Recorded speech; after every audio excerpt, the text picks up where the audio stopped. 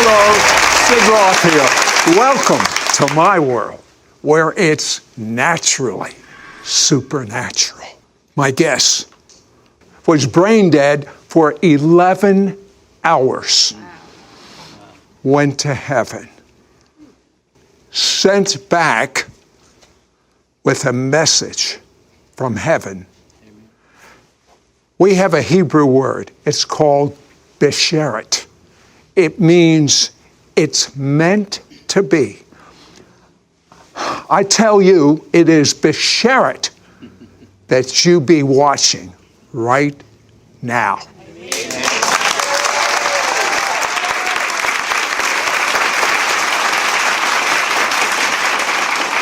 My guest, I've just gotten to really know over the last day. He's a retired pilot. You put in a lot of hours flying. How many hours? Well, just over 20,000. Just over 20,000. He was not a believer in the Messiah. His wife was a believer. Is it fair to say that your God was things, Things? Yes, Sid, and I'm ashamed to admit it. I mean, I lived what I thought was the quintessential American-Canadian dream of a successful career, successful businesses. And yet, I would wake up in the middle of the night and I'd have this yearning inside of me. And I foolishly interpreted that as meaning I needed a faster plane, a bigger car, a larger boat. Yeah, but one day, again, he's his own God, so to speak. He wakes up and something unusual. His arms and his legs are numb. He gets diagnosed with a disease, frankly, I've never heard. Is it Guillain-Barré? It's Guillain-Barré. Guillain, close. And if I understand this right, this is life-threatening, and you could end up paralyzed, but actually, if you don't get treatment right away, which you did not, what did they tell you to expect? Well, it's often fatal, and Guillain-Barré is the deterioration of the myelin sheath on your brainstem. And it's similar to if you strip the insulation from an electrical cord, and all the signals from your brain become pain and interrupted. And I went from being a guy that flew jets and raced cars to someone completely dependent on nurses and my wife, who is a nurse, for my care. You told me the pain was so bad that you had pain when you blinked your eyebrow. I actually trained myself to blink one eye at a time. Because of the pain. Every blink of my eye was pain. Not just in my eyes, but throughout my whole body. My whole nervous system had been interrupted by this incredible, debilitating disease. And all of a sudden, the pain gets so bad that you take a whole bottle of pain medicine. I mean, but didn't you realize that could be fatal? You know, Sid, it was a gradual thing, and yet to give me some semblance of normalcy, some ability to sleep 2 or 3 hours a night, I began to take more of the medication than I should have.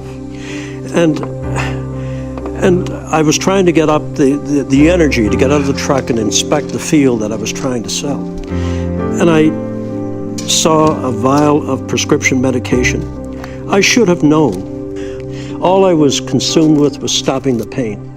As I took the last of the medication that evening, and I'm facing the setting sun. For some reason, I didn't plan it that way. All of a sudden, my feet began to burn as though they were in fire. My hands and fingertips started to burn, and as that burning sensation made its way up my body and in my arms toward my chest, I knew that I had done something truly catastrophic. And it was then that I said the first 3 of the 6 words that I believe are responsible for me being here today, along with the prayers of my family. And in that last instant in my consciousness, I looked at the setting sun and I raised my hand, and I remember it was shaking violently. I cried out, God, forgive me. Forgive me. I cried out from a part of me that I didn't even know existed. Not out of fear. I'd faced death a couple of times as a pilot. Never flinched. But I had this overwhelming sense in those last nanoseconds of my life that I had wasted this beautiful life that the Creator had given me. And I had never honored Him for that life. And I was just trying to express my sorrow for not having led a better life.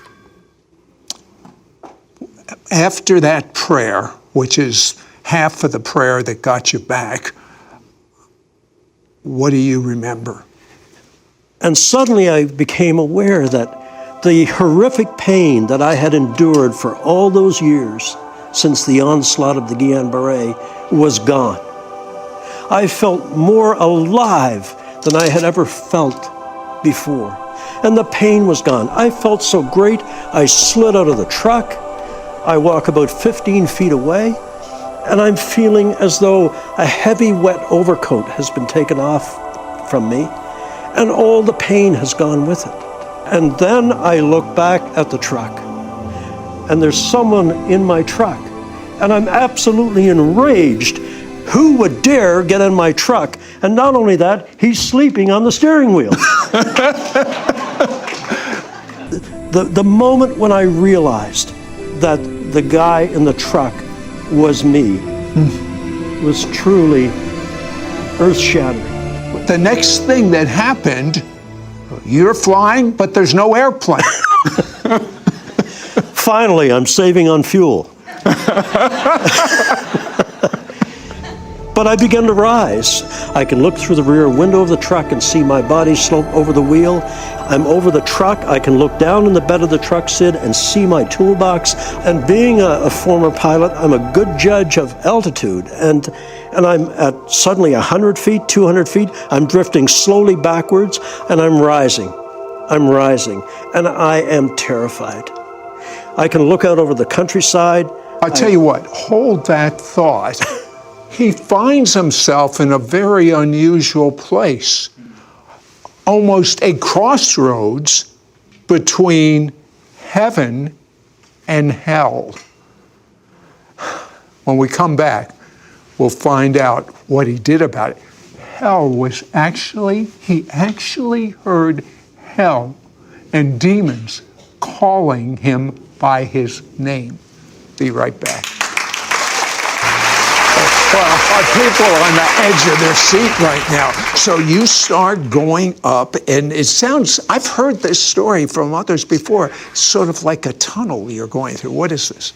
When I got to about 1,200 feet, I tilted my head back, and this beautiful golden circle appeared in the sky. And then the center filled with gold. It opened, and suddenly it was as though I had put all the thrusters on the jet engines. I went zipping into this tunnel of light, which I'm sure many people have heard of. And I'm traveling at tremendous speed. I'm leaning back at about 45 degrees. I have incredible sensation of speed, but typically you feel the wind in your face. There was no wind, and there was no rushing noise of the sound of travel, and no jet engines. and tremendous speed. I bet, I'm guessing Mach 1 possibly. And within a very quick period of time, I recognize that there's a brilliant light at the end of this tunnel. I come to it. It's covered in mist.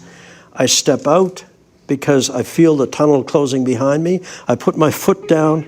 The mist cleared. I look down, and I can't believe it. I am standing on the most incredible green grass you could ever imagine. I now know where the saying comes from. The grass is always greener on the other side. They're talking about heaven. But I've been told the colors it's greener than any green we have here. If we have a spectrum of colors on earth, heaven has 10,000 times 10,000 more. It is a feast for the eyes. Okay, but then you see some darkness. I look up from that beautiful grass that radiated light from underneath my feet, And there's as though a dividing line, a median, has been drawn in front of me. To the right, there's this beautiful mist-colored field. The mist is laying over it. We pilots call it ground effect. There's beautiful flowers showing through it. But then to the left of that line, Sid, it was so different, because that beautiful green grass went from green to brown to scorched to black and then dropped off in a crevasse. And I stepped forward and looked down into this coal blackness. And then I saw something like a dim light at the bottom, like a light of fire, red fire. And suddenly I heard the strangest sound, like two massive iron doors opening and screeching on hinges that had not been used in a long time. And suddenly emerging from those doors was the most hideous creature you could ever imagine. Hollywood could never duplicate what I saw. So I'm looking, I see this thing coming out, and suddenly I'm assailed by this horrific smell that comes out of that pit, an odor of death and decay and of things long dead, things that should never see the light of day. And it gazed up at me, and when its fiery eyes looked at me, it started to make its way up the wall of that pit. But its body, Sid, was formed of like a rolling mass of dark cloud with a face on it. And I heard the most horrific things. Something screaming within the body of this creature. And then what absolutely horrified me was I heard my name being called. This creature knew me. It knew me. And it was coming for me. And I was terrified. I mean, I'd love to tell you I stood there and wanted to do battle. I was terrified. And it reared up out of that pit over me. And the most hideous face imaginable, massive in its size, snarled at me.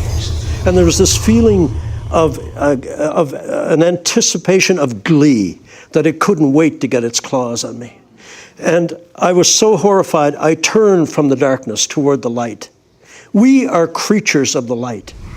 And I automatically turned toward the light. And when I did, I sensed this creature, its breath on the back of my neck, the stench of its breath, and I felt a sharp claw move down my back. And it was at that point, remember I said, there are 6 words and the prayers of my family that make it possible for me to be here today. And the first 3 words I cried out in the truck, God forgive me. In my absolute terror, and I had no reason to expect any help from God, I turned myself toward that mist with that creature breathing up my back, and I lifted both hands and I cried out, God, help me, help me. And Sid, instantly, 3 stars appeared in that mist, like distant points of light, but coming rapidly toward me. And I focused on them to keep my mind off what was snarling behind me, because I could hear the saliva from its jaws dropping on the ground behind me. And I concentrated on those lights. They came so rapidly, Sid, incredible speed. My pilot instincts took over. I was afraid they were going to make too fast a landing, but they did a beautiful job. They took form. They were angels. As they approached me, this beautiful light flooded over me, went beyond me and struck that creature. And when the light of the angel struck the creature, it scrambled back down in that hole like a rat running for cover. God had heard the cry of someone that had never turned to him in his life. When we come back, I want Jim to share about what Jesus, as well as the angels, have. Transferable, sticky love. I've never heard about sticky love. Have you?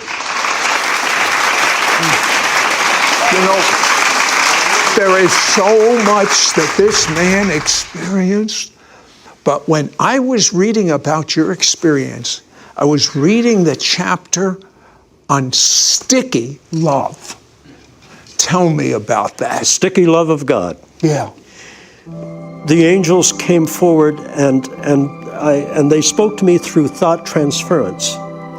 And as they put their wing around me and held me close, I felt so safe and protected.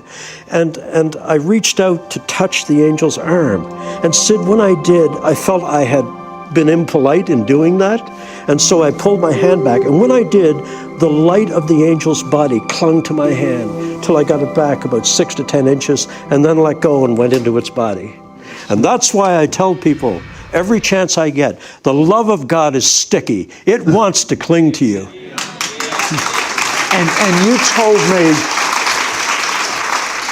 told me that God was in process of replacing all your selfishness, all your greed, all your lust for love. Explain that. I don't think a human soul, a soul or spirit can go through this experience and not be profoundly changed. And I feel as though I have been truly born again. Not only have I come back from the grave, my soul has come back from despair. My spirit has found God again.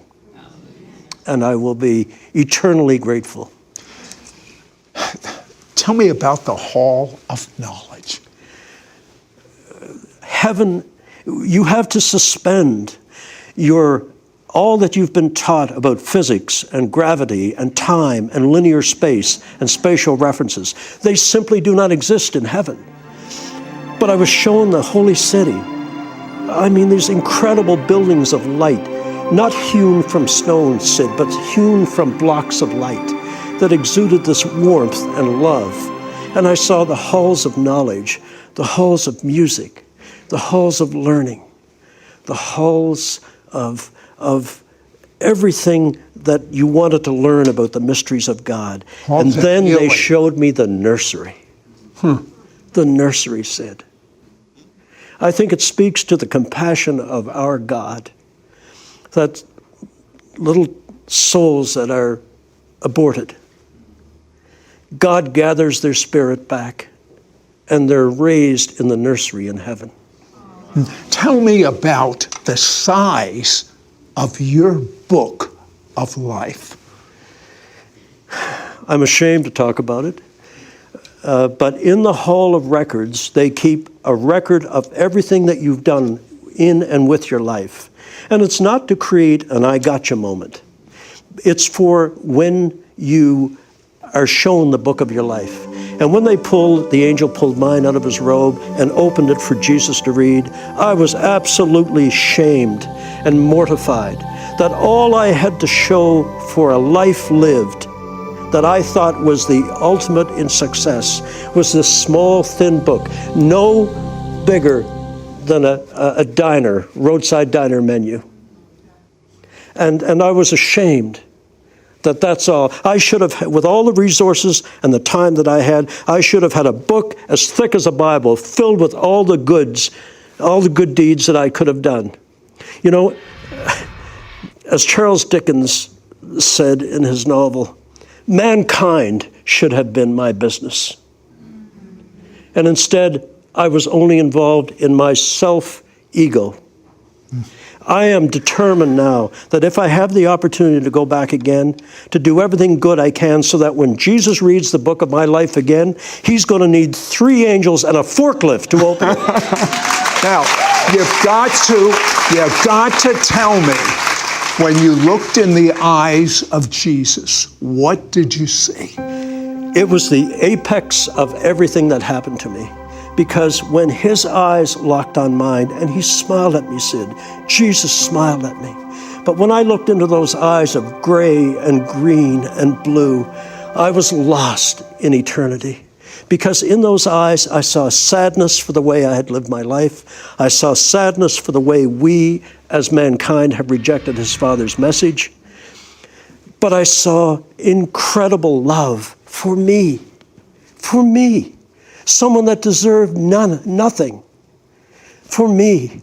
And I also saw, mixed in with that love in the eyes of Jesus, forgiveness for me. Forgiveness for the life that I had lived. And a chance to do it again.